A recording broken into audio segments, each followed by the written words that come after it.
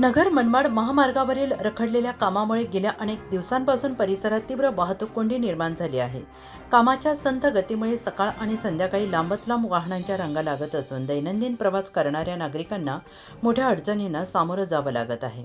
या गंभीर परिस्थितीची दखल घेत माजी खासदार डॉक्टर सुजय विखे पाटील यांनी घटनास्थळी जाऊन महामार्गाची पाहणी केली. त्यांनी विविध ठिकाणी थांबून वाहतूक कोंडीची नेमकी कारणे जाणून घेतली. अपूर्ण रस्त्याचे काम, अव्यवस्थित वळणमार्ग तसेच अपुरा वाहतूक बंदोबस्त यामुळे समस्या अधिक गंभीर होत असल्याचं त्यांनी निदर्शनास आणले.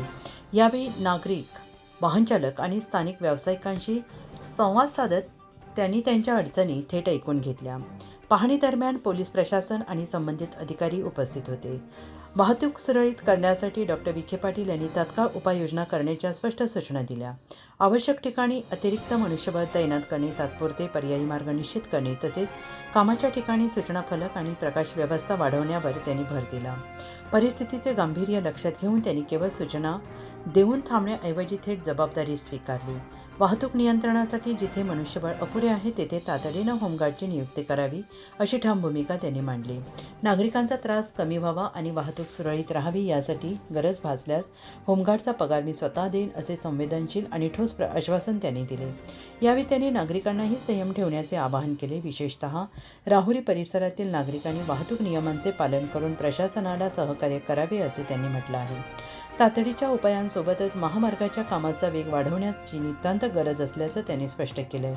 काम वेळेत पूर्ण झाल्यासच कायमस्वरूपी दिलासा मिळेल असे सांगत संबंधित कंत्राटदार आणि यंत्रणांची जबाबदारी निश्चित केली जाईल असे संकेत त्यांनी दिले. हे अत्यंत दुर्दैवी आहे की आंदोलनाची भूमिका घेणं आणि आंदोलन पुकारणं या पलीकडे जाऊन कुठल्याही लोकप्रतिनिधींनी फील्डवर येऊन ट्रॅफिक डायव्हर्जन झालं कसं पाहिजे, ट्रॅफिक डायव्हर्जन मध्ये कुठं चूक होते का, कोणीच पाहायला तयार नाही. कोणाला तरी उतरावं लागेल.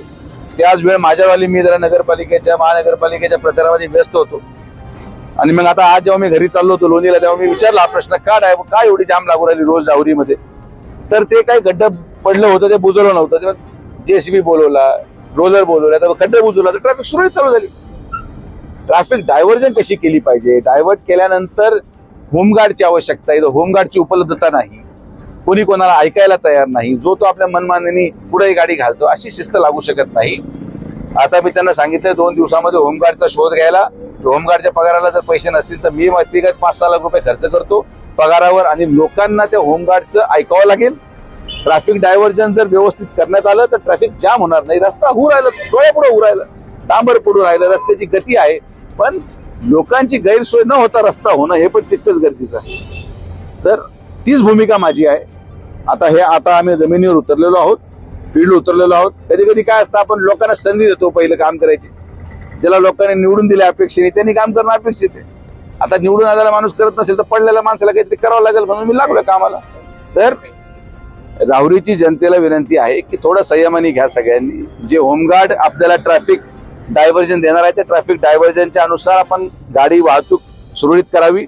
सगळ्यांनी एकामेकाला सहकार्य करा. एका कोणाच्या एकट्याचा घराचा रस्ता नाही, माझ्या एकट्या घराचा रस्ता नाही, पण जर तुम्ही सगळेजण एकामेकाला सहकार्य करून राहिलात तर रस्ता लवकर पूर्ण होईल आणि येणाऱ्या जाणाऱ्याची गैरसोय होणार नाही. ही आपल्या चॅनलच्या वतीने नम्र विनंती करतो. राहुरीचं सदैव प्रेम हे आमच्या परिवारावर राहिलेलं आहे आणि म्हणून त्या विश्वासाने मी सांगतो की राहुरीची जनता माझं ऐकेल आणि सगळ्या ठेकेदारांना सहकार्य करून आपल्याला पुढे जावं लागेल. धन्यवाद.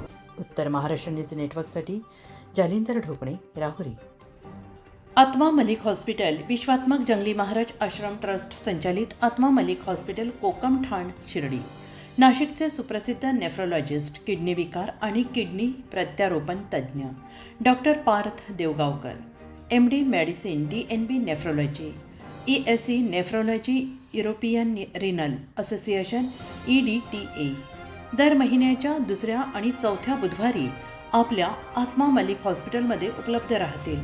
तरी कृपया गरजू रुग्णांनी याचा लाभ घ्यावा. किडनी संबंधित विकारांची लक्षणे खालीलप्रमाणे: सकाळी उठल्यावर डोळ्याभोवती सूज येणे, चेहऱ्या किंवा पायावर सूज येणे, रक्तदाब किंवा मधुमेहाचा किडनी विकार, तरुणपणी उच्च रक्तदाब, रक्तातील युरिया क्रिएटिनचे प्रमाण वाढणे, लघवीमध्ये रक्त किंवा प्रोटीन जाणे, लघवी करताना त्रास होणे.